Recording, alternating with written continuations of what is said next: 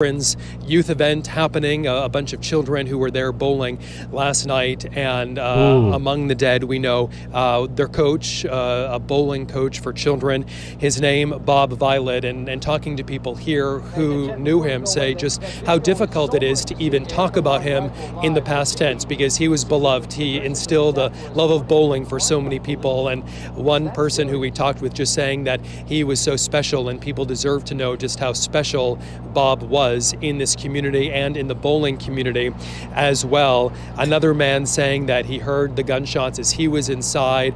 People went scrambling for cover into restrooms and into some of the equipment back rooms, trying to get away from this violence. But they are wanting to remember Bob. Bob is a kind soul, the coach of those children who the owner of the bowling alley said died trying to protect the children who he was training. He was teaching how to bowl. Again, 7 people killed, 7 victims in the bowling alley down that road. The road is closed.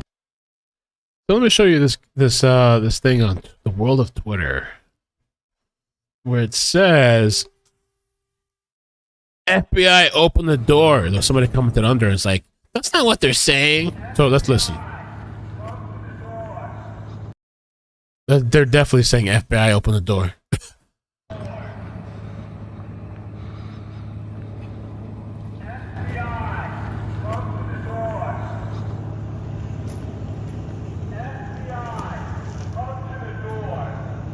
Uh-oh.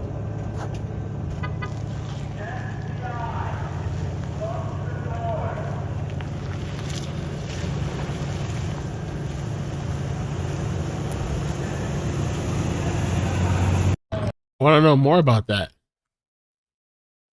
Okay, here. What's going on here? There's a truck here stopping all traffic, and then you go up the hill a little bit. There's some more law enforcement, and then even up more the hill, up around the corner of the hill there, more law enforcement. You can't really see that far up, but this is where we heard reports of possible activity. There's a helicopter in the sky up above. There's also a plane circling the area, so we know that this is a very active scene right now. Law enforcement keying in here on Meadow Road in Bowdoin.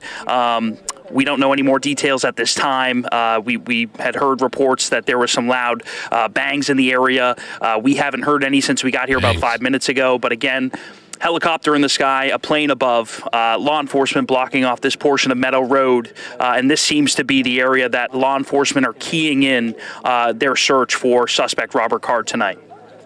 Connor, thank you so much for your thoughtful reporting here. You've done such a great job last night into today, and we're trying to gather information at the same time that you're out there reporting. So forgive me for this request here. I see a home, looks like it's just over your right shoulder. Are you able to show us that? Is that where law enforcement is concentrated? Do you have eyes on the building, or are they beyond that point?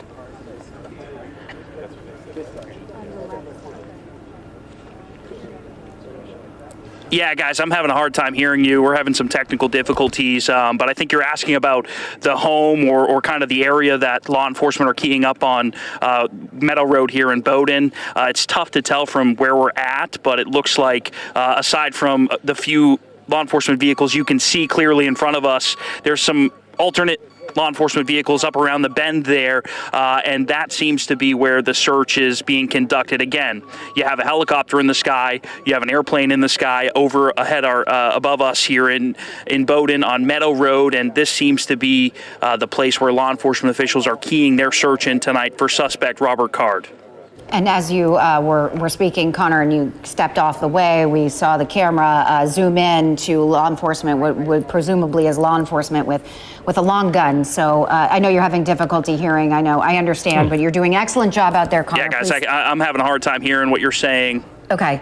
All right. Well, Connor, we'll let you go and let you gather more information. But it was interesting to kind of see those camera shots there of them sort of working the scene and doing what they've got to do. Clearly, that is now an area of interest to the FBI. I think so many people hope that this is a lead that materializes into something. Just to reiterate.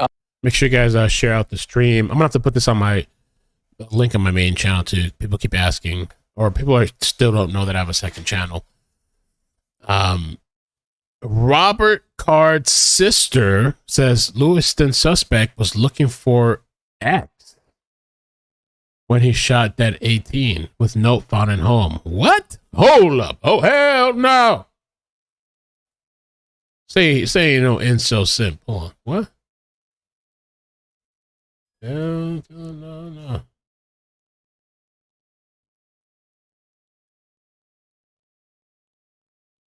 Oh, yeah, we can look at that later.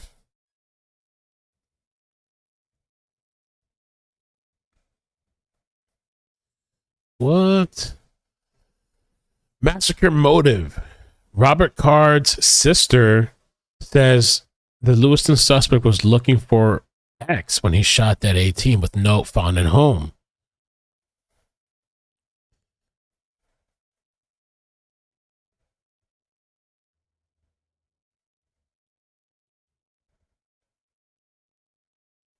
Okay, let's just kind of skip to... His sister has been cooperating with officials and revealed that the suspect stayed at a mental health facility this summer after hearing voices in his head. She believes he could have been looking for his ex when he allegedly went on a shooting rampage, law enforcement sources told ABC News. Hell nah. Multiple law enforcement officials said that a note had been found in Card's Bowdoin home, and they're analyzing it to see if it could help investigators. What?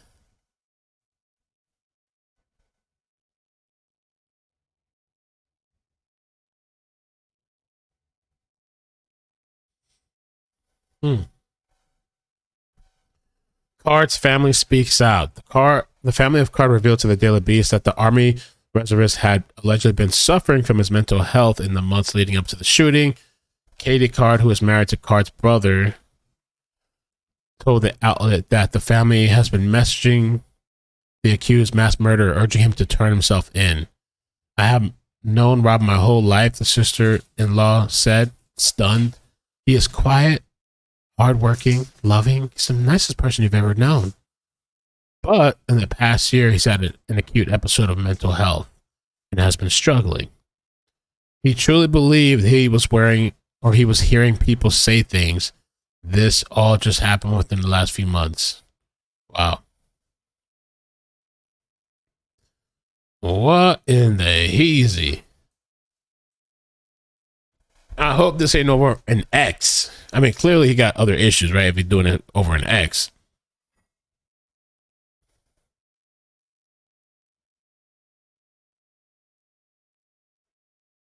Biden called on Congress to ban assault weapons today in the wake of yet another tragedy. I urge Republican lawmakers in Congress to fulfill their duty to protect the American people.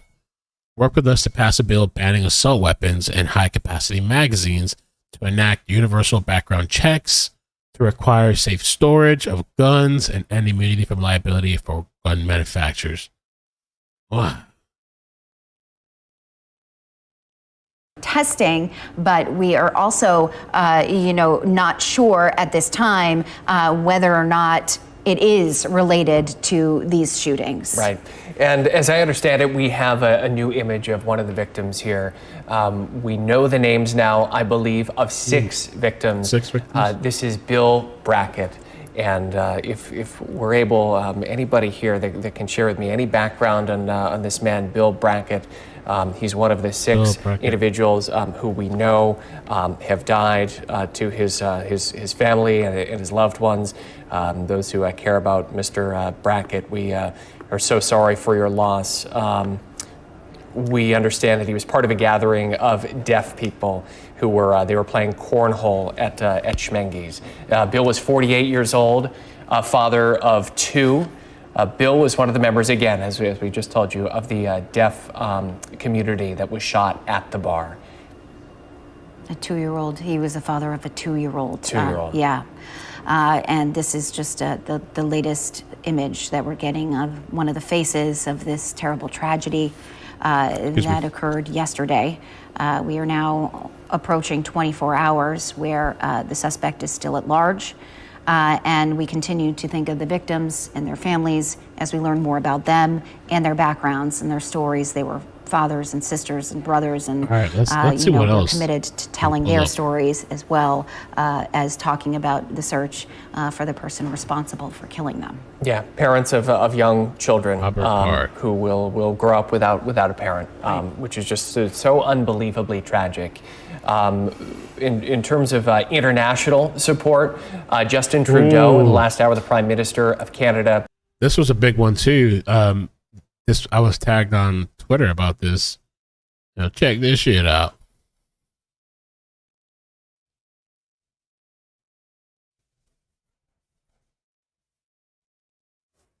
Now they're saying supposedly that the Coast Guard is involved in looking for him. Coast Guard deploys ship plane to search for Maine shooting suspect's boat. Apparently this guy has a boat. We were talking about this a little bit earlier. A Coast Guard official told CBS that it has deployed resources to help search for Robert Card. Card has been charged with 8 counts of murder. Police said they were searching for a vehicle of interest, a white Subaru Outback. Law enforcement source told CBS that the vehicle was found near a boat launch. That last stream, that we talked a little bit about that. Boat launch. Bowdoin College, an area college that is closed today amid shelter-in-place advisories, said in an emergency bulletin that the vehicle was abandoned by a boat dock. The Coast Guard is now using a response vessel dispatched to the Booth Bay Harbor, Maine, and a fixed-wing aircraft from Cape Cod to search the waterways. So Card, who is believed to be in a 15-foot lake boat, okay, they're searching for him. Maybe he's in a boat hiding out. According to Maine law enforcement bulletin seen by CBS News, Card has a 2022 Yamaha motorcycle and a 2019 Sea-Doo green boat registered in his name. Okay. Well, we were inside and just normal night of bowling, and out of nowhere he just came in and there was a loud pop. Thought it was a balloon. I had my back turned to the door. And as soon as I turned and saw that it was not a balloon, he was holding a weapon, I just booked it down the lane, and I slid basically into where the pins are and climbed up in the machine and was on top of the machine. Thank you guys for coming. 10 minutes until the cops got there. I don't know how to explain it. I don't think you're supposed to see that in real life. Over 10, where at least I knew they were shots. And then when I got on top of the bowling machine, it was a lot of ruckus back there, so I don't really know from that, but I heard the first one. It was probably 15 feet behind me. I mean, he was close, very close. But I just went there, just to bowl by myself, and yeah, I wasn't even there 10 minutes. 10 minutes? Yeah, I just walked in the place. I was putting on my bowling shoes when when it started, so I've been barefoot for 5 hours. Wow. Which is one of the busier, if you can call it that, traffic arteries in the area. But we are talking about, for lack of a better term, this is backwoods Maine. This is a sparsely populated area. This is away from some of those more congregate settings where you see clusters of apartments or mobile homes Tracy. In that area, and there aren't a lot of ways around. So Connor is showing us the traffic is blocked off. It looks like in a couple different areas. So you could expect very little movement in and around that area at this moment. Connor, can you just clarify? Is it the home that is over your shoulder there? Well, it's tough to tell, guys. It doesn't look like it's that structure that's directly over my shoulder. It looks like it's more up the road here on Meadow Road. So you can see the 2 police vehicles there in the middle. The road stretches up a little way, kind of goes around a bend. You see the tree there in the way. And then there's some more law enforcement vehicles up there around the bend. So it seems like that would be, the residence or the property where they're conducting this search. And there's also one thing to note. There's also a structure back here over our left shoulder. Looks like a farm style home. It doesn't appear to be the suspect of the place of the search at this point. But again, it seems like it's up the way here on Meadow Road a little bit, and we're actually standing in the driveway of a home here, a private residence on Meadow Road, as are many media members. There's a lot of attention in this area right now. Again, a plane circling the area overhead. There was a helicopter about 10 minutes ago. That's disappeared. So yeah, we're here. A large presence of media and police here on Meadow Road this evening. Are there any neighbors that are out taking this in, observing what's going on, or are they adhering to the shelter-in-place request? Terry, coming up Meadow Road, it seemed like a lot of people are adhering to the shelter-in-place advisory. We noticed a few people outside in their driveways when we were coming up towards the residence we're at right now. I'm not sure if the property owners of this home, where we're in the driveway of right now, are out and about here standing, watching what's going on. I assume that if they're not, they're probably looking out the window and kind of taking this all in. But this is something that we've probably never seen the likes of before. I mean, there is 75 to 100 people here, media members in this driveway, reporting on what's going on here in Bowdoin tonight on Meadow Road. And again, the police presence, as you can see, blocking off this portion of the road. There's police all the way up around the bend there, which looks like that's where the search is being conducted. And again, there is a plane in the air above us, and there was a helicopter, and you have to assume that that's probably going to be coming back into the picture here anytime. So we will provide any updates as we get them here on Meadow Road in Bowdoin tonight. But this is the place where police have now focused their search. Earlier we were in Lisbon and Lisbon Falls. That we were told by Lisbon Police Chief Ryan McGee that the Route 196 stretch where it was blocked off was opened back up to passerby traffic. He told us that they had satisfied their search areas in Lisbon. I asked him if there was any danger to the public at that point. He couldn't comment. He said that state police should be giving an update on that at some point this evening or in the near future. But all in all, it's led us here to Meadow Road in Bowdoin, rather, the press conference? where police are conducting a search up the road here behind us. Connor, thank you for that reporting. And you have to kind of wonder what kind of information that law enforcement is getting to kind of go back and forth between Lisbon and Bowdoin and searching, focusing on Lisbon last night and now at this home on Meadow Road. And also earlier they were on West Road. Just to kind of give you a little bit of background, the Army says that Card is a sergeant first class in the reserves. He worked. So the sister of this killer, Robert Carr, the suspect that's wanted, she spoke with media outlets, and she was saying that Robert recently began wearing powerful hearing aids to combat his hearing loss.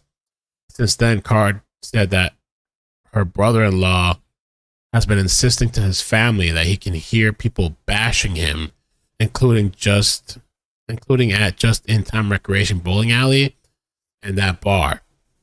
So there might be some type of relation to these locations.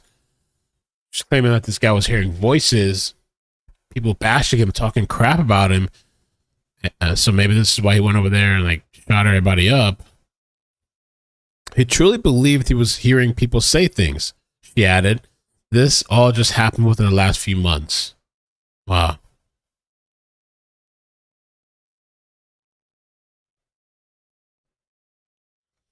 That does speak to motive. It's not something we're going to be prepared to answer today. Katie would say that her brother-in-law would get mad when they told him the voices were just in his head. His mental health issues resulted in a weeks-long stay at a facility over the summer. Things have just kind of gone downhill recently. We tried to listen to him and tell him that nobody was talking about him. She added, "Yesterday, as the story was unfolding, we prayed that Rob had nothing to do with it. But when we heard the two places where the shootings happened, my husband rushed home." So this guy probably has some type of, I would say, mental health issue, and he seems like he perceived that these people were talking crap about him at these places. So he went back there to exact revenge, it seems like. I mean, maybe that's why they said those three employees were shot and killed.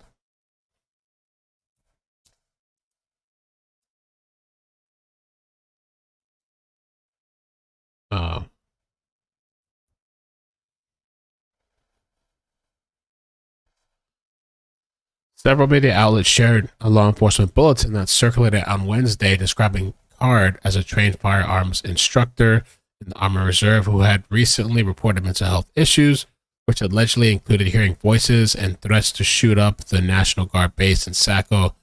The bulletin, which the Daily Mail Beast has not independently verified, also said he was committed over the summer and then released. That referral happened on July 16 after Card began behaving erratically while in training in the United States Military Academy. Out of concern for his safety, the unit requested that law enforcement be contacted, adding that Card was taken to Keller Army Community Hospital for evaluation. Katie told the Daily Beast that her brother-in-law is currently unemployed and that he previously worked as a distribution center or at a distribution center and was a long-haul truck driver. Okay. Let's see here. A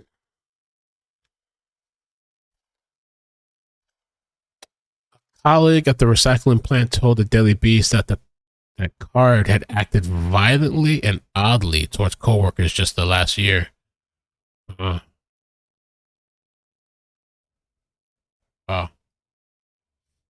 Doesn't necessarily have to be the case. It's just that this person has been there before. And he indicated that in time that we would find out that many of the people who went to this place would probably know the suspect, and all of that, more about 24 hours later, turning out to be the case. And I think what was really interesting about this FBI agent, and not only that little piece of insight that turned out to be exactly spot on, but he was talking about the time it takes usually to track down the perpetrator of such violence. And in most mass shooting incidents, he says it happens almost immediately. Either the suspect is neutralized or they find them within a short period of time. And in this case, he said it is kind of an anomaly for it to take this kind of stretch of time, which is no lack of effort. It's just that it's a different case. It's different than we've typically. Nancy, thank you so much for the super chat. Says, are you covering the 6 p.m. press conference that's about to start? Yes. Yes, I am. I have it up on the screen here. It disappeared, but I had it up on the screen. Let's see. Here. Yeah. Yeah, I'm going to be covering it. We're waiting for it to start. It hasn't started yet, but I'll definitely be covering it for sure. I'll try to find some other feeds too in case, some backup feeds. Let me see. Yeah.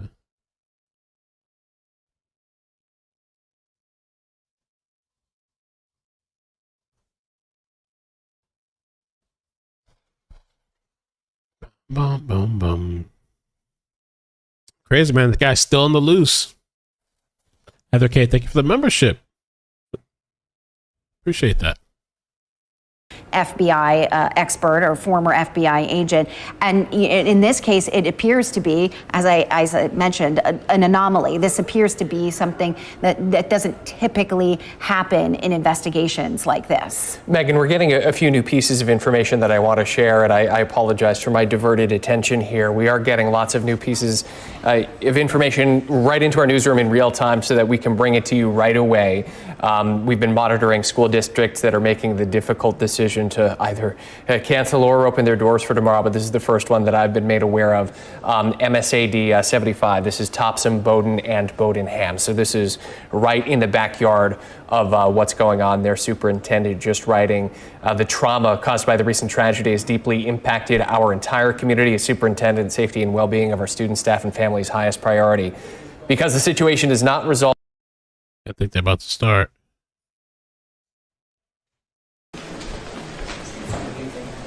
Not yet. Okay.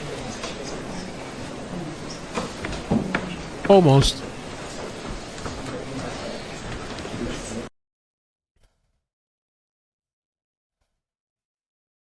In Boston, we've heard of just a couple of examples of inter-facility transfers. We're going to go live now to a press conference. This is involving members of Maine's Congressional delegation and Lewiston Police Chief David St. Pierre.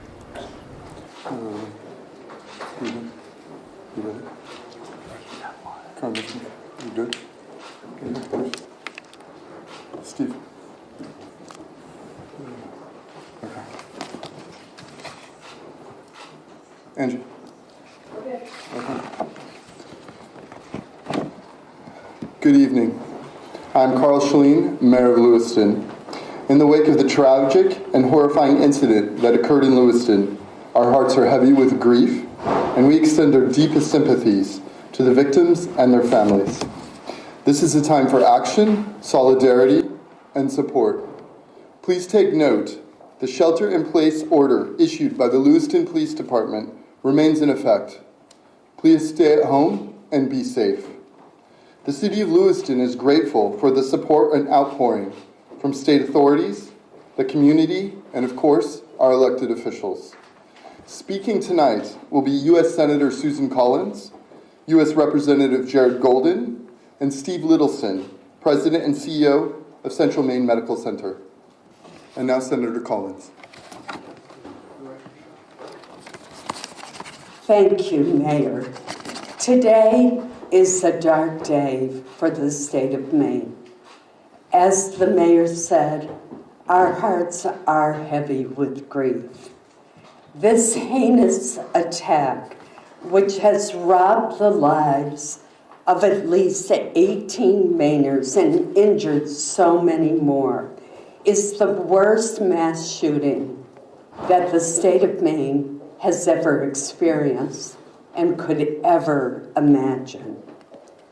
Today, I looked out my window in Washington and I saw that the flags had been lowered. And I realized that it had been done to honor the victims of this horrific attack. I'm grateful for the leadership of Lewiston Police Chief St. Pierre and for the bravery of the hundreds of state, local, and federal law enforcement officers who are leading the search for the killer. I'm also very grateful for all of the hospital employees who came back to work to take care of the victims, and for our first responders whose bravery was so evident.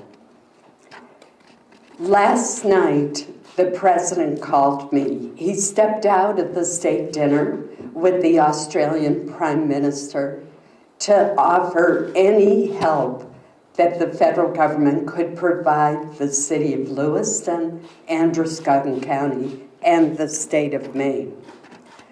I also, at midnight, talked to Governor Mills, who has been a pillar of strength for our state. Tom Perez, who is a special advisor to the president throughout the night, texted me back and forth, what you need, and I would tell him based on conversations that I had as he coordinated the federal response.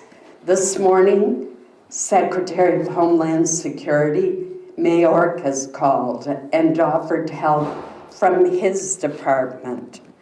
The Attorney General also called, along with Maine's own U.S. Attorney, to offer their help.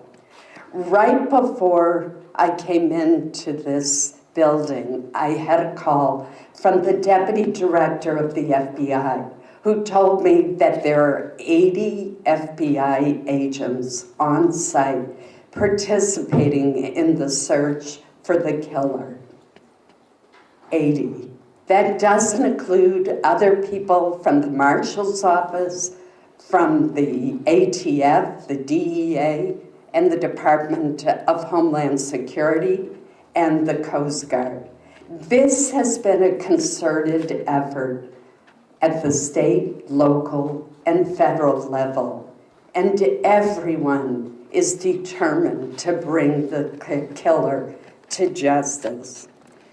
To the families of those who have been injured or killed, I know that no words can fully ease the shock, the pain, and the justifiable anger that you are feeling. My hope is that you will feel the solace and strength in knowing that you are in the hearts of the people of Maine and of people throughout our nation. Thank you. I'd now like to introduce the Congressman Jared Golden, who represents this area of Maine. Thank you, Senator. Thank you to Mayor Chalene as well. My name is Congressman Jared Golden from the town of Lewiston, represent Maine's 2nd Congressional District. Some of you might not recognize me because Congress has been so crazy lately. I haven't gotten a haircut in months. So sometimes things happen that bring your worst nightmares to life. Yesterday, this is what happened in Lewiston.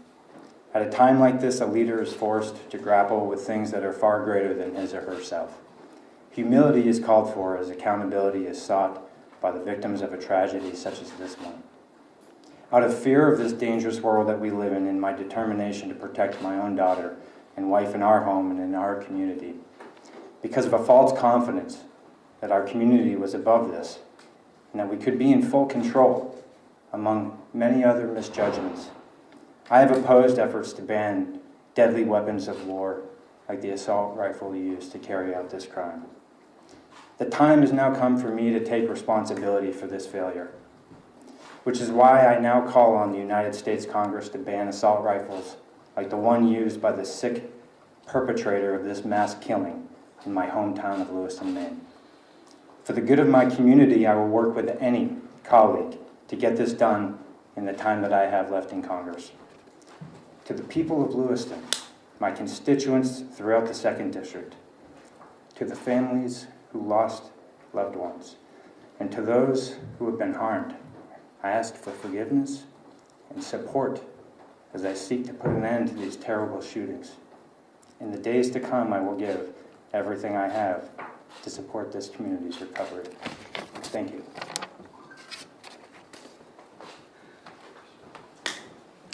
And now I would like to introduce Steve Littleson, President and CEO of Central Maine Medical Center.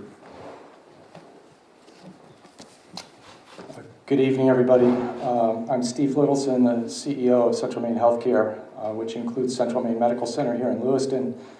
On behalf of the 3,000 professionals and team members of Central Maine Healthcare, I too would like to extend our deepest condolences to the families of the victims of the events of last night.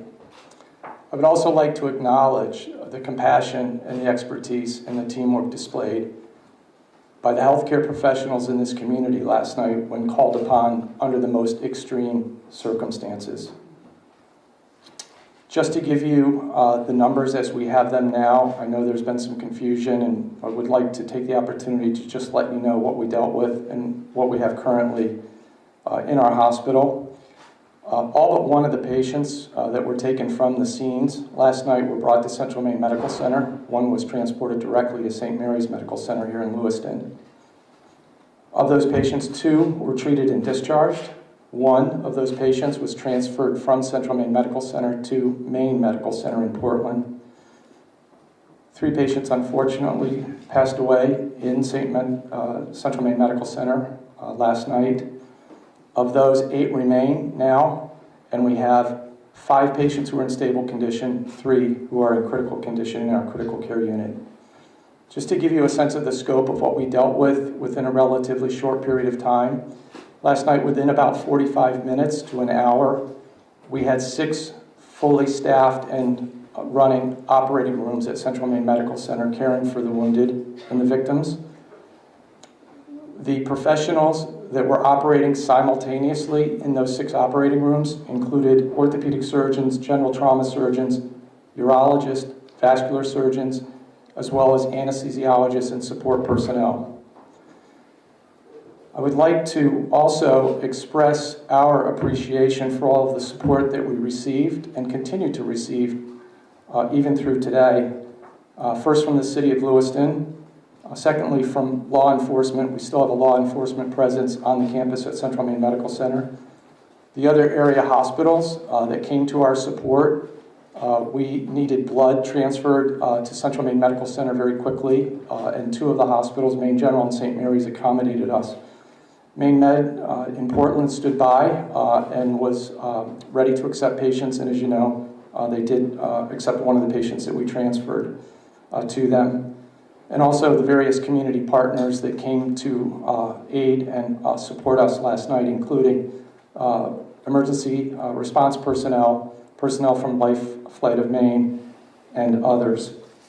As one of the counselors said to me before we walked in tonight, often people underestimate our capabilities here to care for people locally. I think last night we proved that by working together we can do just that under the most trying circumstances. Thank you.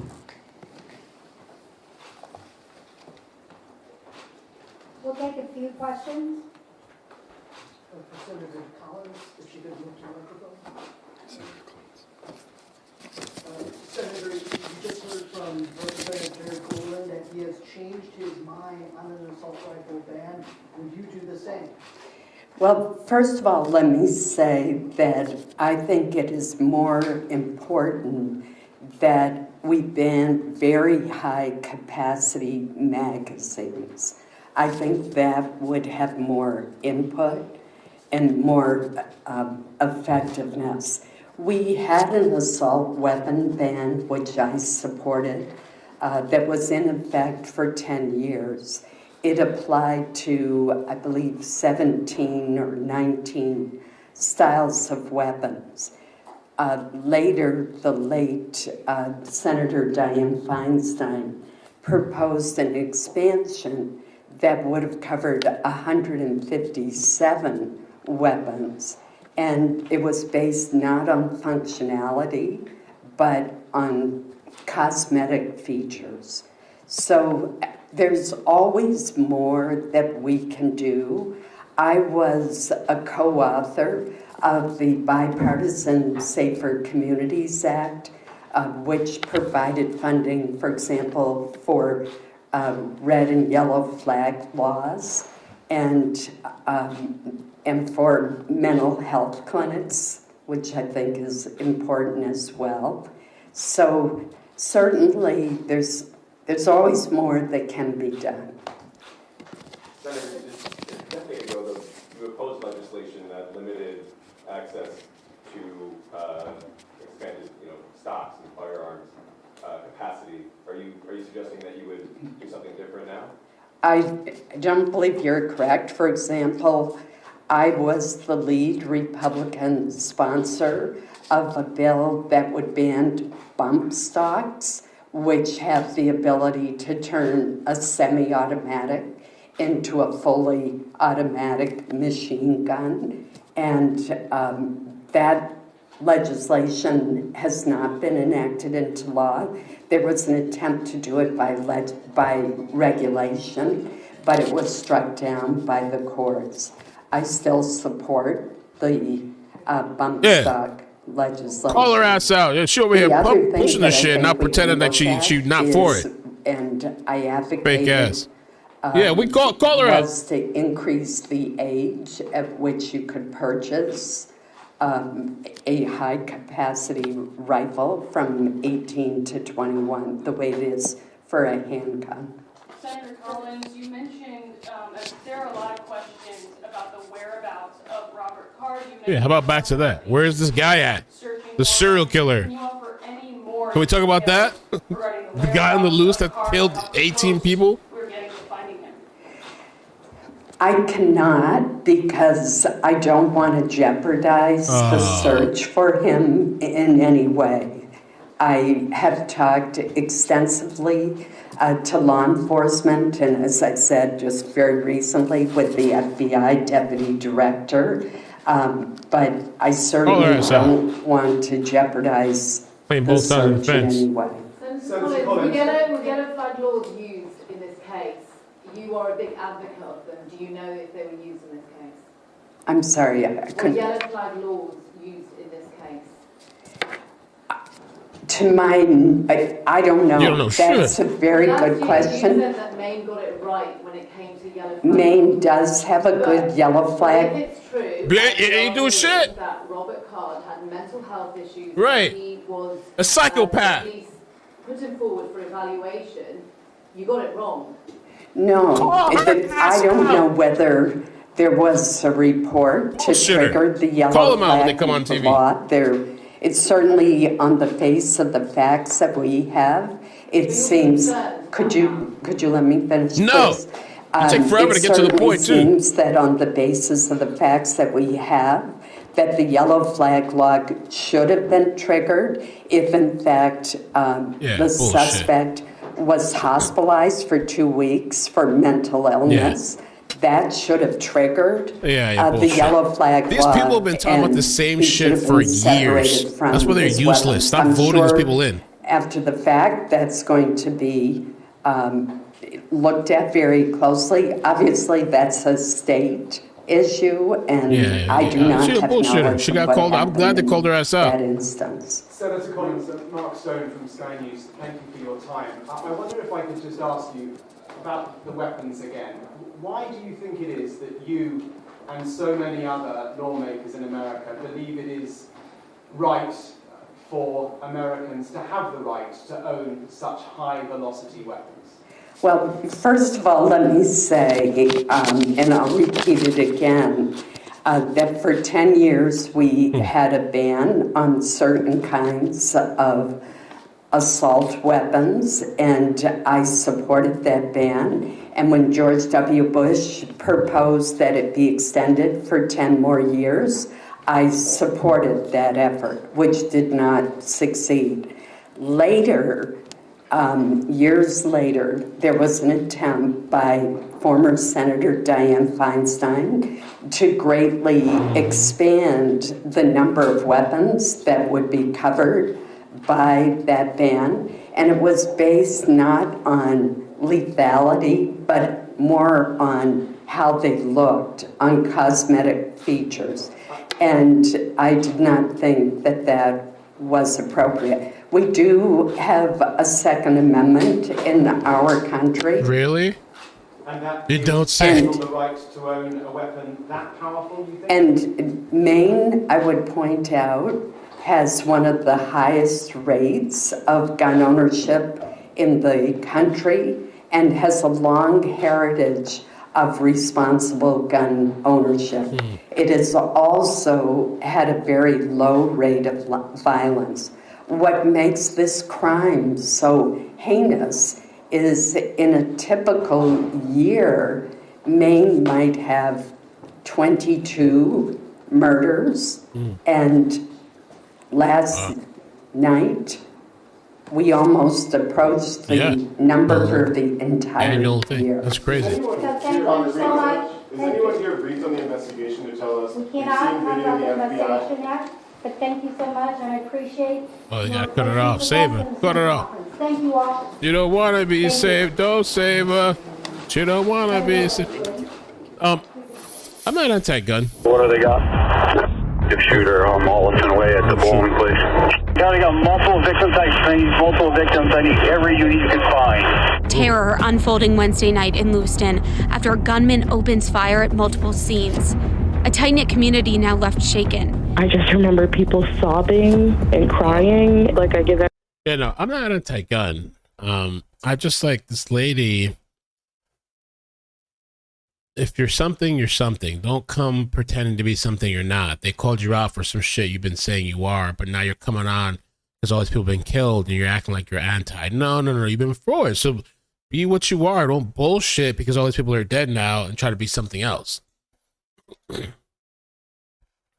And then they made a good point to call. I don't understand what the background check stuff is. Like, at least I think most people should be in agreement as far as like these background mental health checks for people owning a gun. There could be a slippery slope too when I think about that a little bit, because I don't know, everything's mental health now, right? You don't feel good one day, you're off. It's a mental health problem, right? They got a Rolodex of shit. If you're feeling like some kind of way, you want to get a prescription, you just go into your doctor's office, tell them whatever, they'll give you a prescription. Like, everything's mental health. But with somebody like this guy that, like, in a facility for like 2 weeks, threatened to shoot up some place before, hearing voices, he's telling his family and friends this shit. I mean, I don't know. So then this lady's standing up. Well, we do have, and I don't even know what the yellow flag. I thought it was red flag. I guess yellow flag, some other shit they made up, some yellow flag laws or whatever. But it works. Clearly, it doesn't. And they've been saying the same boring thing every year with these mass shootings. They say the same shit. I honestly, I'm gonna go off on a little bit of a tangent. Honestly, I think that's why Trump got to where he got, because people are tired of these politics. There's a lot of people that eat the same thing and they have no problem. They'll give them all these fake promises and they'll take it. Okay, whatever. But people were tired of this bullshit, the same crap, and they're like, you know what? We're gonna vote this other guy. Screw these politics. We're voting this other guy because we're tired of hearing the same BS every year. Both the Androscoggin and the Kennebec rivers being searched. We know that Marine Patrol, the U.S. Coast Guard, are involved at this point. Let's take a look here. We have been learning more and more about the victims I should get the victims' names too. Such an important aspect of this story here. This is one of the victims killed in the shooting, Bill Brackett. That was shared with us from Bill's brother-in-law. We know that he was 48 years old, the father of a 2-year-old. Bill was a member of the deaf community who was gathered at the bar, enjoying some camaraderie for the evening. Our colleague, John Chrysos, is joining us live. He is near the bowling alley tonight. Trump might be president again. And I can tell you here tonight that people in Lewiston, they are heartbroken and they are scared as that search continues, as all of New England at this point is on alert. And very sombering to note that just about 24 hours ago, the bowling alley that is behind this closed road, you see that sign, road closed, that Lewiston police officer, down that road, the bowling alley, the just-in-time bowling alley, a lot of people were there. They were bowling, they were having a night out together. There was also a youth night for children, we understand, and one of the people there, in addition to those children, their coach, the man who started that bowling league for the children, his name, Bob Violet. I've talked to members of his family, people in that league, friends of his. We just got a picture moments ago of him. Let's take a look at that. He was killed at the bowling alley. He was born and raised in Lewiston. Again, he started that youth bowling league. People describe him as warm, as a kind soul, as a loving man who really just wanted to instill his love of bowling to other people. It was an activity that he and his wife enjoyed together. It was something that people of all ages could enjoy. And a Lewiston native, he's now left Maine, but he worked at the bowling alley, and he knew Bob. He said today how difficult it was to describe Bob in the past tense, had very kind things to say about him, and really wants people to remember him for the wonderful person he was, killed trying to protect children last night around 7 o'clock in the bowling alley. Let's take a listen to what he had to say. I have no doubt that he was protecting those kids till the end. He is just such a good man that he deserves people to know about him and what he meant to everyone. Yes, I sent you a picture. Can you pre-pro that for the end of the show? He was one of the 7 victims in the bowling alley, killed, again, trying to protect the children who were there. And another person who was in there, a man named Brandon, he said that he went running for cover like so many other people did. He went into the pins, the bowling pins, and then into the mechanism above that raises and lowers those bowling pins. Other people went running into back rooms, into bathrooms, trying to avoid that violence, young children as well. Public officials, we heard from Senator Collins, as well as other local officials here. My colleague, Jim Keithley, he has been talking with them. Let's get to Jim to hear more now on that. As darkness sets in, the shelter-in-place order has been extended. The downtown is a ghost town with nothing open today. Businesses, schools closed. Mayor Carl Schelin looked stunned when we spoke with him outside City Hall a little while ago. He's reminding residents to obey what the authorities are asking. And here's what the mayor says about his thoughts about this tragic day. What happened last night was incredibly tragic. Myself, along with the rest of the city, are still processing these events, and we will be grieving for quite some time. My Deja thank you for the super chat, says if he was losing his hearing and the victims were in a deaf bowling league, it seems like it maybe been targeted to an extent. I didn't think about that yet. No, man. Oh, what's that? What was happening, people were running for cover. Again, 7 people killed inside that bowling alley, and what we've learned today was really a place where people would gather for a fun night. People of all ages would go, and again, a location that's now changed forever. Terry and Megan, that is what's happening here outside the All right, check this out. Let me show you this clip real quick. People knew. Flossie sent me this earlier. Wait, wrong. Where'd it go? Oh, here. No. Let me get it again. I want to show you this one. People knew to stay away from Robert Card, resident says. And Liam, we understand that you grew up near Robert Card and his family. Can you tell us anything you know about the person of interest in these shootings? Well, I grew up about half a mile away. Bowdoin is a very interesting community. There's kind of like a center hub near the school and the town store, excuse me. And then you have like West Bowdoin, but they all interconnect around the school and the town store, and I just happen to live near there. And the family complex, it's basically a compound. The family and Robert, they're all gun fanatics. They, for all intents and purposes, are very much associated with right-wing militias. It's known in the town to stay away from them and to not approach them. If you see them, you just turn around and walk away. I remember going to the town store when I was a kid, about, around 12, 14. And I remember very vividly, it's just been the image that's been kind of going around in my head, is I'm going to the store and there's a way station there for deer. So he had just killed a deer with his buddies, and the deer was hanging and blood was dripping on the ground from the deer, and he was covered in blood with a gun on his back with a giant grin on his face. And they were all smoking cigarettes and drinking their morning coffee and like praising each other. And also they would shoot guns all the time. Like you could hear them every day after school. It was like clockwork. You could hear them shooting guns, and the sound would ricochet up the valley. I could even hear it at elementary school. At times you could hear them shooting guns. Liam, real quickly here, we only have a few seconds, but this is a close-knit community. Do you have friends who... The deaf group was at the pub. That's interesting to note. And which is the place that had 3 co-workers killed? Was it the pub or the bowling alley? I don't remember. You know were injured last night? Or 3 employees that killed. Yes, there are some friends of mine that have been injured. I know there was a baby that was killed at the bowling alley. It was a children's bowling night.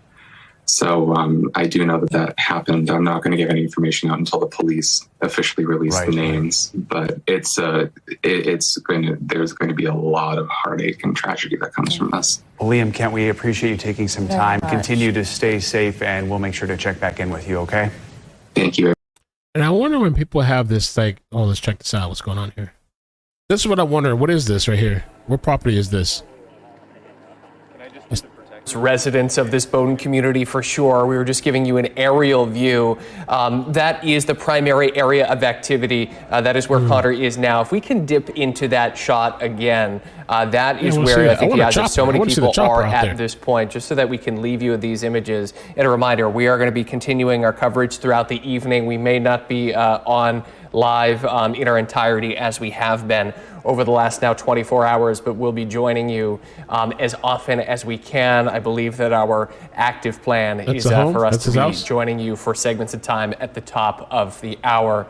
Stay tuned to our social media channels so that we can give you the latest updates and also let you know when we're going to be cutting in live with the latest updates. That's a look there. That's the aerial view. We knew from an ABC source that the FBI found a note that was allegedly written by the perpetrator here inside a home, and now a home is being searched. We're going to be updating you throughout the evening.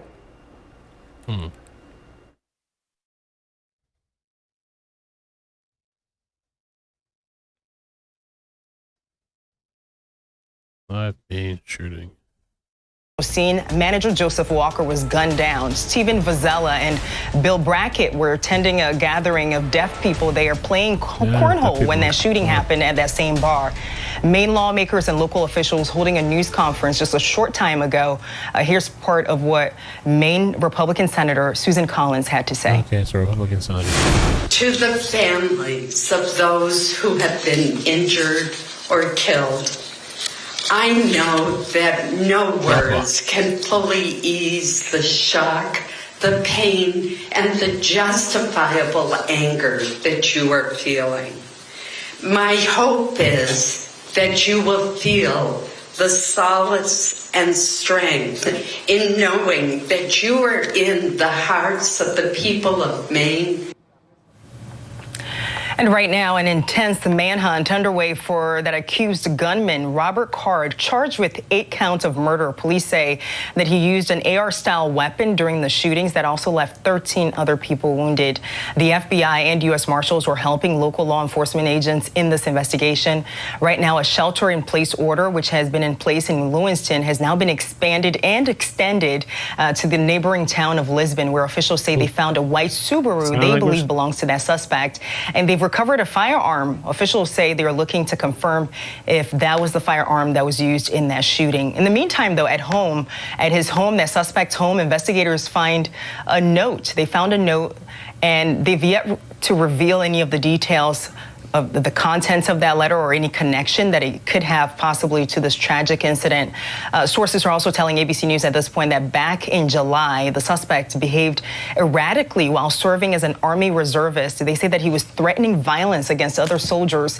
We also know that Card, that suspect, was deployed this past summer to Camp Smith Training Center, which is in upstate New York, to help support training for West Point cadets. Maine's Governor Janet Mills cautioning people in that community, telling them to not approach Card under any circumstances. Now, here in Washington, you have President Biden, who's calling this incident a senseless act, a tragic act, saying that this country cannot let this happen again. We cannot accept this. This is not normal. The small town of Lewiston, shaken, of course, understandably, by this incident. Witnesses recall the moment that they ran for their lives. Take a listen. It's something that you think would never happen. I never thought I'd grow up and get a bullet in my leg. Why? Like, why do people do this? I was more worried about, like, am I going to live? Am I going to make it out of here? Like, what's going to happen? Are the cops going to come? The whole thing was up. It was just, yeah. I don't know how to explain it. I don't think you're supposed to see that in real life. And we want to bring in ABC's Morgan Norwood, who's on the ground in Maine for us right now on what we're learning. You know, Morgan, we just heard from officials at that press conference, including a top medical official there. While authorities are in the process of identifying the deceased victims, we're also learning more about the ones who were taken to the hospital. What can you tell us about that? Yeah, and Faith, we are standing right outside of that hospital. You know, we had 2 press conferences today, one earlier today from Central Maine Healthcare, and then they also provided an update during the press conference with lawmakers that we just heard moments ago right here on ABC News Live. So Central Maine Healthcare, you know, started off by acknowledging the healthcare, or the compassion and the care and the expertise of, you know, the dozens of people that came in to address this situation. As far as the numbers, they did give us updated numbers and then also clarified them as well. 2 treated and discharged, 1 transferred to another healthcare facility. We also know, sadly, 2 patients died here overnight. And, you know, 3 patients passed away in total at Central Maine last night. 8 remain in this hospital, and that includes 5 patients in stable condition and 3 in critical condition as well. But as we heard in an earlier press conference today, the most encouraging news from Central Maine Healthcare was the fact that they are now allowing visitors to come in, you know, family members able to visit with their loved one, which is not only healing, you know, for their loved one as they recover, but also healing and provides a sense of relief for their family members as well. Faith? And we're approaching that 24-hour mark since this deadly incident, and of course, since that suspect took off. Law enforcement agents have been searching forests and waterways in that area, telling residents there to shelter in place. We were just talking about how that shelter-in-place order has expanded and extended beyond just that town where the shooting happened. What can you tell us about, how the community is feeling right now? Because earlier, in the day, you told us about how, there was a sense of fear that he could still be in that community. How are they feeling now? Well, I can speak from experience. I mean, when I got that second alert there on my phone earlier in the day, just letting us know that Manhunt was still, ongoing, and that shelter-in-place alert was still in place and also expanding, your stomach drops a little bit. And so I'd imagine that is the same for many residents here. I mean, look, we are just 30 minutes away from 24 hours that this suspect has been on the run. I think I said this to you earlier. When you have this level of anxiety, when you have this level of fear, it really is another hurdle in the grieving process. Because think about it, once you get a suspect in custody, that's usually the first step of, some level of resolve. There's some relief there, right?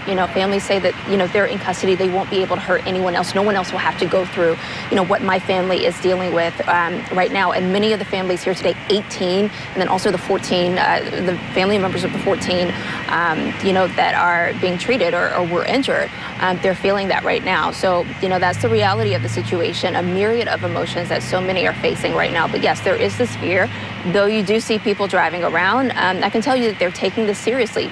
Multiple businesses are closed. Almost everyone that we tried or drove by closed. And, they're taking this lockdown pretty seriously, Faith. And Maine has a yellow flag law, which is now under scrutiny. You just heard from Senator Susan Collins during that news conference. This is a law that's supposed to keep guns out of the hands of dangerous individuals or individuals who may be suicidal. Can you explain a little bit more about why it's under scrutiny right now? Yeah, there was a little bit of back and forth about that. I don't know if you heard that in the Q&A. A reporter was really pressing Senator Collins on that yellow flag law, if she thought that it was, effective in this particular situation. Missed warning signs. I mean, again, we know that Robert Card spent, a couple weeks, in a medical care or mental health facility, after reporting some mental health issues, reported threats, things of that nature. Even his own family, according to sources, backed those claims up in terms of, what he was dealing with internally and mentally. But bottom line, Senator Collins said that, because of what happened over the summer, him spending time in that mental health care facility, that should have automatically triggered that law. And he should have never had access to that AR-15 style rifle and allegedly gone on to commit this massacre, according to police. Faith? Well, Morgan, thank you so much. Stay safe out there. We want to turn now to ABC senior Pentagon reporter Louis Martinez and ABC News contributor and former FBI agent Rich Frankel for a deeper analysis on this. Louis, I want to turn to you first. I thought it was interesting. We thought we were going to hear from the police chief during that news conference with the lawmakers there, but we didn't hear any updates on that. What do we know right now about the manhunt and where it stands right now? Well, I know that military officials, because Robert Card actually is a member of the U.S. Army Reserves, that military officials here at the Pentagon are keeping a close eye on this situation. They are trying to help the investigators in any way that they can. That's why they've provided information about his background. That's why they've made information public, such as the fact that he's been serving in the U.S. Army Reserves now for almost 21 years, that he worked as a petroleum supply specialist, that he was not given any instruction to be a firearms instructor, nor did he have any contact with West Point cadets when he trained with them over the summer. But you just heard Morgan talk about those 2 weeks that he spent under observation for mental health reasons. That occurred when he was on duty in upstate New York at West Point, working with West Point, as his unit supported West Point cadets during their summer training. His commanders observed that he was undergoing erratic behavior and making threats to fellow soldiers. At that point, the New York State Police intervened. They took him to to a local hospital affiliated with West Point. And then under commander's direction, he was kept there for quite some time. It appears now for 2 weeks. After that, he returned to his unit, and it appears that he made another threat to fellow soldiers at his U.S. Army Reserve Center in Saco, Maine. So as Morgan was talking about, yes, some concerning behavior that should have raised some flags about essentially his behavior and essentially what his intentions may have actually been. And Rich, I want to turn to you now. How do these details that we know about him, the suspect having been an Army reservist who was also trained as a firearms instructor, how do these impact the investigation and the approach that law enforcement has as they're going in trying to find him, and any precautions they may be taking? Yeah, law enforcement needs to know everything that they can about him, because not only, do they need to follow and track him and know where he is, but they have to know what they're dealing with. If they have somebody who has had firearms training, maybe a firearms instructor, whether he was in the military or in the private sector, the fact that he's got that ability, that knowledge of weapons, and as we saw, he does know how to use these weapons. Law enforcement needs to know that in their approach, because as they approach him, it's just going to be more and more dangerous. When you're dealing with anyone who has a firearm, there's always a danger. But the fact that you have somebody who really has been trained up and knows how to use it in an aggressive and attack mode makes it very dangerous for the law enforcement officers. So you're going to want to have your tactical guys out there. You're going to want to have SWAT, the hostage rescue team, if they're available. You're going to want these guys out there who know how to deal with people who are armed and dangerous. And Rich, law enforcement officials have been talking about how keeping the community safe is a top priority for them. You've seen the shelter-in-place order be expanded and extended, not just in Lewiston, but also to the nearby town there. How long could that potentially stay in place? I mean, assuming we don't close in on the suspect within the next 24 hours, could that shelter-in-place for the residents there continue until he's behind bars?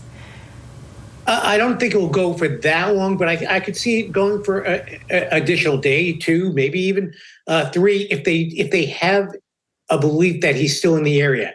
Right now they don't know where he is.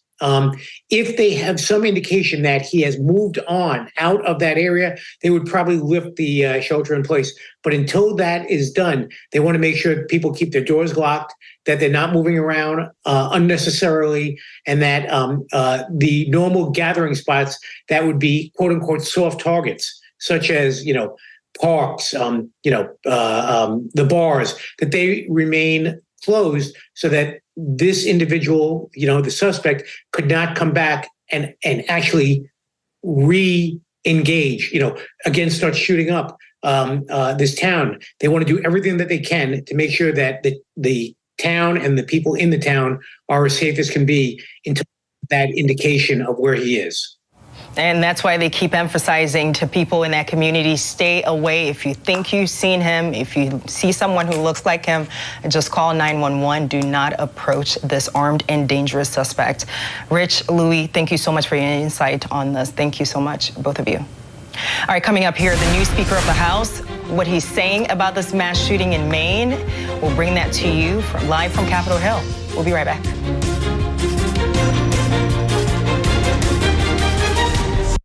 This is ABC News Live. The crush of families here in Poland. At refugee centers in Putin's Russia. On the ground in Ukraine. Close to the front line. From the capital. Destructive Cat 4 storm. Here along I-5. Boston is in the bullseye. Let's go. ABC News. Okay.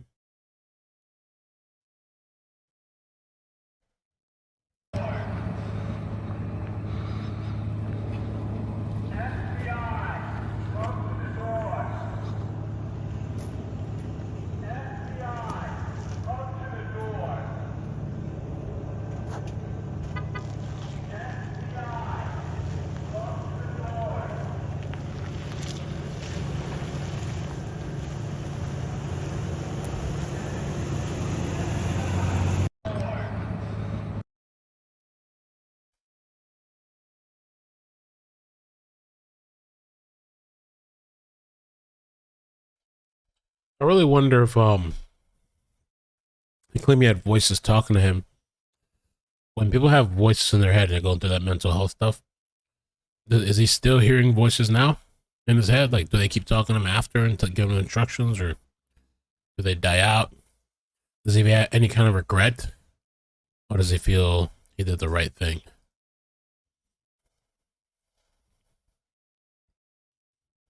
Closing out some windows.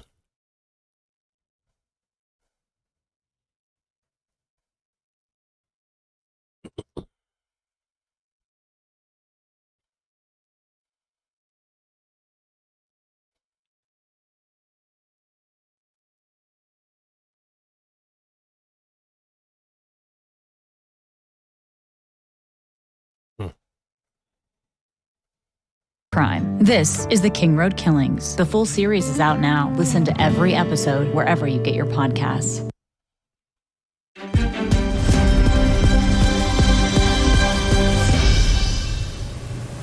Thank you so much for staying with us here on ABC News Live. Our breaking news coverage continues of that deadly mass shooting in Maine. More reaction coming in from lawmakers across both sides of the political aisle, including from newly elected Republican House Speaker Mike Johnson, who spoke about the shooting earlier today. Take a listen. This is a dark time in America. We have a lot of problems, and we're really, really hopeful and prayerful. Prayer is appropriate in a time like this, that the evil can end and this senseless violence can stop. And so that's the statement this morning on behalf of the entire House of Representatives. Everyone wants this to end, and I'll leave it there.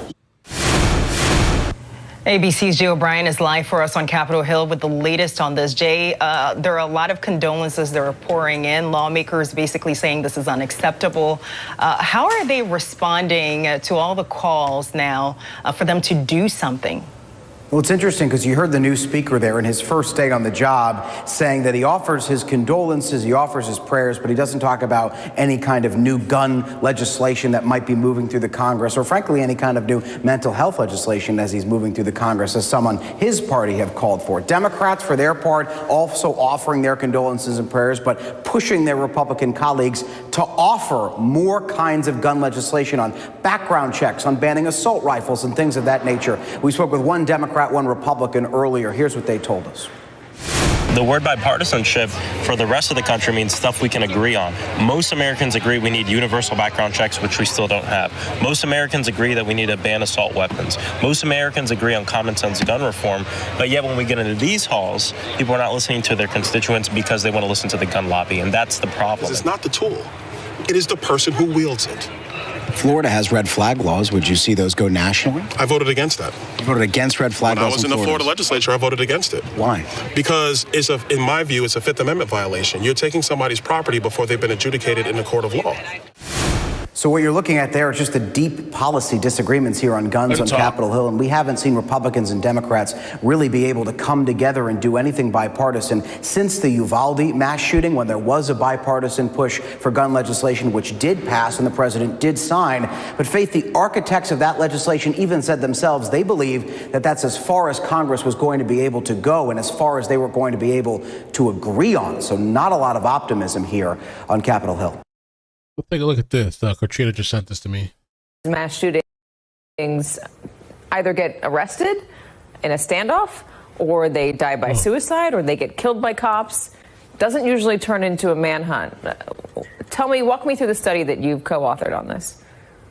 So what we would refer to them as active shooter situations as opposed to mass shootings, since there are so many more mass shootings in the United States when you talk about volumes of numbers. But the FBI's research that you see there is we released it after we looked at 14 years of research from Columbine. So maybe he wasn't actually hearing voices. Marky says that the sister of the killer said that he had gotten these really strong hearing aids, so he could actually hear people talking shit about him. And found a couple of kind of fascinating tidbits, including the fact that maybe as much as 30 to 40% of the individuals seek to commit suicide or do commit suicide or suicide by cop, which means very few of them leave the scene. In our initial research, in fact, there were 6 I believe, 6 individuals who had not been accounted for and were still on the run. So that's a very small number out of 160. Is there any common ground between the ones that run? I think it's just a question of planning and opportunity. I think that most of the time what we see is that individuals plan and they do all kinds of planning for what they're going to do until they pull the trigger. And a lot of times they don't plan for afterwards. And many times that's because they realize they're taking their life away. They're killing family members. 10% of them probably kill family members, was our original research that shows. So they don't really plan on what they're going to do afterwards. And very rarely do we have somebody who takes off with a full plan, like we're seeing right now, to maybe get away with it and have nobody ever find him again and hold him accountable. I mean, if you're going to run away, doing so in Maine makes it even more difficult to be found because it is so rural. Can you explain? Yes. Can you explain how the FBI, how local law enforcement, how everybody's going to go about trying to find this guy? Sure, of course, and we've heard from a lot of experts in that, but I can tell you, I just got off the phone with Canadian officials, and they've got a very porous border. You can walk over the border, and there's a lot of trees. So really you're going to have to use a whole bunch of tools in order to look for like heat sensitive tools. So you can see if there's somebody down on the ground, and those you'd have to use overhead with drones or with helicopters or planes. And you're also going to recognize that you're not going to do a lot of hunting in the darkness, because darkness is not our friend. And as our days get shorter, our time is very limited to try to find him. And the longer it goes, the further away he can be. And we also know he left a car at a boat dock. He could be downriver. He could be upriver. Catherine, what about what we know about his past? Military, he's a vet, the way he's holding a gun. What does that tell you about what kind of suspect he now is? Well, I mean, that was the thing that startled me last night when the photo was released, he was clearly holding it like anybody who, obviously 20 years in the FBI, I'm trained in using those kinds of weapons and have used them a lot in practice. Definitely, he was holding that weapon in a way that made it clear that he's comfortable holding it, and he's shot it before. He's got it nice tucked up underneath his arm just the right way. And in addition to that, with that scope on the top, that puts law enforcement who's driving down the road in an area where he might be at quite a disadvantage, as well as, the citizens in general. But I think his goal, obviously, right now seems to be to disappear. So I don't think he's looking to cause further trouble. I think he's looking to stay away. And I think that's the one good part in this. There's a shelter-in-place order for the area. How long can that shelter-in-place order last? And why is it necessary to put those residents under it at the moment? Yeah, that's a great question, because this is part of the issue. We have a lot of shootings in the United States, as you know, 20,000 homicides by firearms last year alone. But we don't lock down a whole city because we're looking for a person. But we do in these rare circumstances when we have a shooter on the run in a very high profile case. And we think we have an opportunity to inform the public and have them maybe watch for him, but also not be a vulnerable just opportunity for him. Say, for instance, someone in a car. If this guy is on the side of a road in the woods and he decides that he needs to abandon his vehicle, or he's on foot, he may stop a car, kill somebody, and we've seen that happen, of course, before. So a lockdown, that's the value of a lockdown. Instead of having people moving where law enforcement are worried about who is moving, it's better to ask people to just stand still for a while. It's kind of like when we do run, hide, fight, and we say, right now, if you're in a safe place, just hide there until we find out who our bad guy is.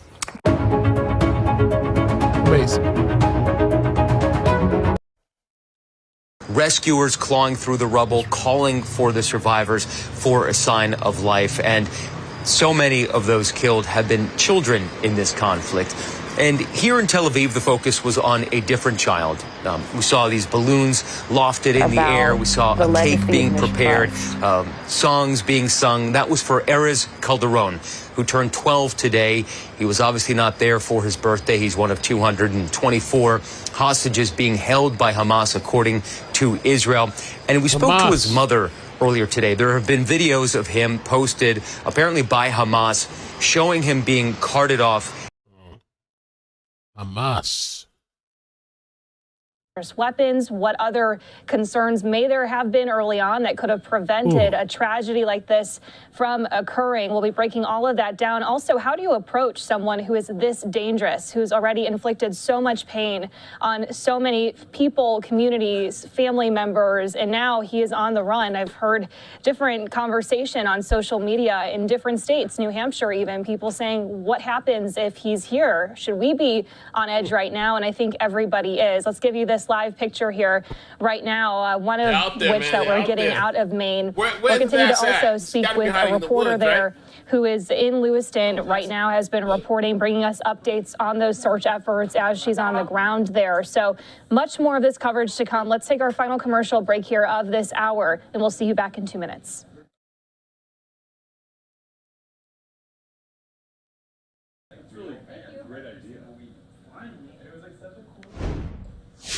Welcome back. Thanks again for being with us here on Live Now from Fox. I'm Lexi Petrovich. The manhunt continues for Robert Card, the 40-year-old man who's accused of killing 18 people and injuring at least 13 others. And as of right now, he is still on the run, a major law enforcement presence as they try to locate this very dangerous and armed individual. They tell people if you ever see this man, not to approach him. He is considered armed and dangerous. Let's show you again his mugshot here, as you can see, or I should say a photo of him, not a mugshot, but a photo of this individual that continues to be on the run right now. Police still looking for him, and we know that he is dangerous. He is a trained armed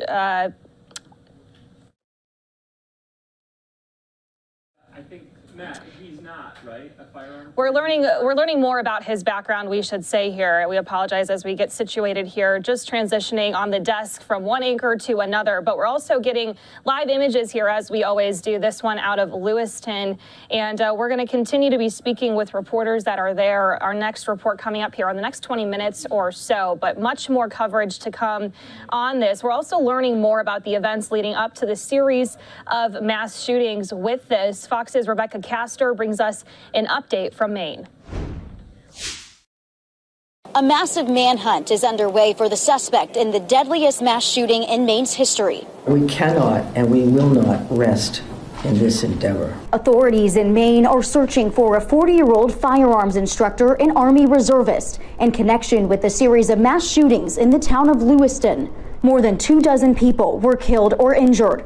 Police say they are now looking for a motive. You say triggering event, that's a motive for us, and that's not something we're prepared to discuss today. More than 100 federal and local investigators are assisting with the case. It began just before 7 p.m. Wednesday night when police responded to shooting incidents at a bowling alley and a bar. A vehicle believed to be the suspect's was later found at a boat ramp miles away.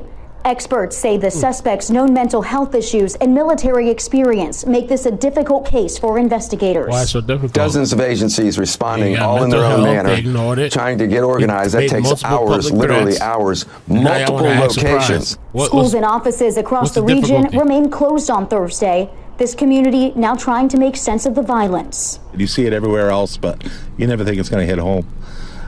It's scary. You know what I mean? It's got everybody nervous. As the investigation continues, President Biden is calling on Congress to ban assault weapons in high-capacity magazines. In Lewiston, Maine, Rebecca Castor, Fox News. All you guys ever do is talk.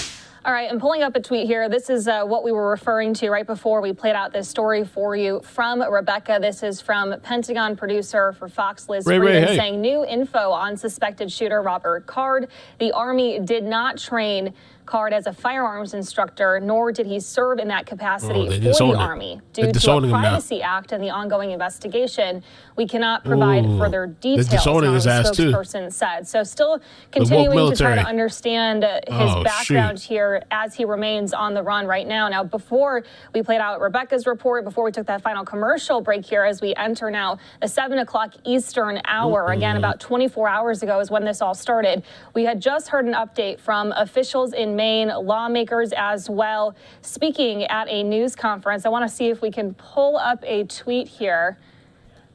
And if not, we'll get it here in the next few minutes from one of those lawmakers. He is a rather moderate Democrat who, before this incident happened, was unsure of his stance on an assault weapons ban. However, that has since changed since this mass shooting that happened. This is from Congressman Jared Golden. Let's read out this statement for you here next. It says, I am arriving home in Lewiston to see my family, and after checking in on them, I will join the mayor of Lewiston and other Maine leaders to get a briefing on the current situation and learn how I can best support our community in the days to come. My office stands ready to assist the victims of this hateful act of violence in every way that we can. I want to thank the law enforcement community for keeping the people of Lewiston and the surrounding towns safe as you work to resolve this terrible and dangerous situation. My team and I also express our gratitude for the frontline medical personnel who are caring for the wounded both in the field and in the hospital. Thank you for the super chat. Legendary says the shooter is military. From experience, even veterans whom are psychotic are protected from losing their guns. This one is strictly a military mental health problem. And psychosis persists for a period then may wane. Go take a nap. Yeah, I might go to bed, bro. Go to bed a little bit.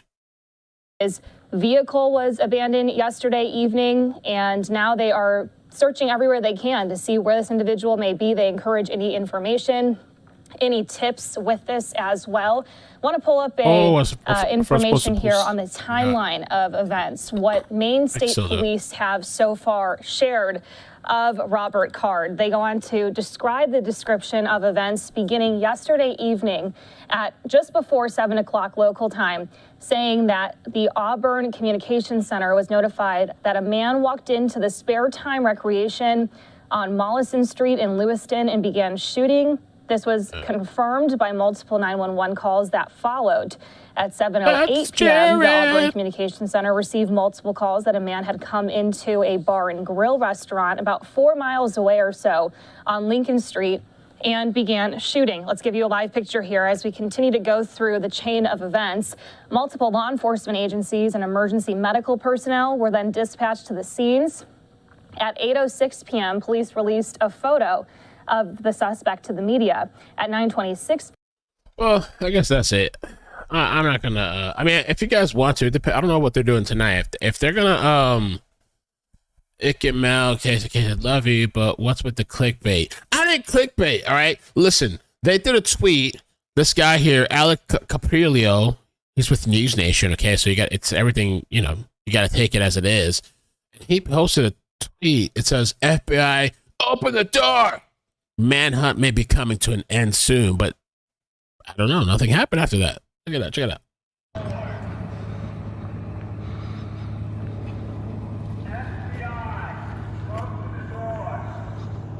So what happened?